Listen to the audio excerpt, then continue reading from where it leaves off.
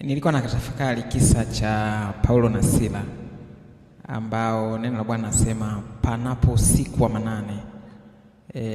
Paulo na Sila walikuwa wakimwomba Mungu na kumwimbia nyimbo za kumsifu usiku wa manane.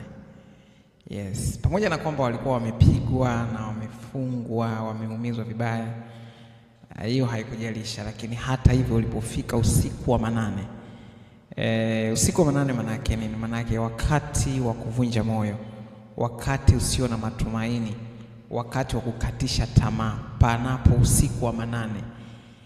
Watu hawa waliamka wakaanza kumtukuza Mungu, wakaanza kumwomba Mungu na kumwimbia nyimbo za kumsifu. The Bible is very clear. Nyimbo za kumsifu, sio kuimba nyimbo tu kama nyimbo, lakini walikuwa wakiimba nyimbo za kumsifu. Okay? Kwa sababu kuna nyimbo nyingi tu zinazoweza kuimbwa, lakini wao usiku wa manane walichagua kuimba nyimbo za kumsifu. Anyway, sijajua wewe uko katika hali gani, lakini pengine mahusiano yako yako katika usiku wa manane. Kwa maana kwamba yapo katika hali ya kukosa matumaini, yapo katika giza totoro. Unafanya nini katika maombi yako? Je, unaomba Mungu na kumwimbia nyimbo za kumsifu, au unaomba Mungu na kumwimbia nyimbo za kumlaumu na za kulia na za kutia huruma?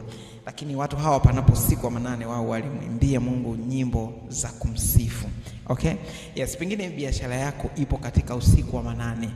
Utakapoamka katika kuomba, huwa unaombaje? Yes. Je, unaomba Mungu na kumwimbia nyimbo za kumsifu kama Paulo na Sila, au unaomba maombi ya manunguniko na majuto kwamba laiti Mungu ningelijua nisingefanya? Okay. Usiku wa manane Paulo na Sila walikuwa wakimwomba Mungu na kumwimbia nyimbo za kumsifu. Na pengine afya yako ipo katika usiku wa manane, haina matumaini. Je, unamwomba Mungu na kumwimbia nyimbo za kumsifu, au unalaumu, au unajilaumu wewe na kumlaumu Mungu au kumlaumu shetani?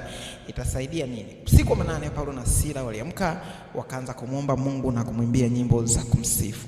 Yes, nataka tuchukue hili kama fundisho na kama somo. Hata sisi ukijikuta katika usiku wa manane katika jambo lolote, hebu amka umwombe Mungu na kumwimbia nyimbo za kumsifu.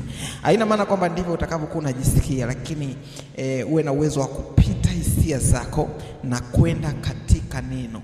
Uzipite hisia zako za maumivu, za kuachwa, za maumivu ya moyo, maumivu ya mwili, uende ukamwimbie Mungu nyimbo za kumsifu. Alafu uone kama nini kinaenda kutokea.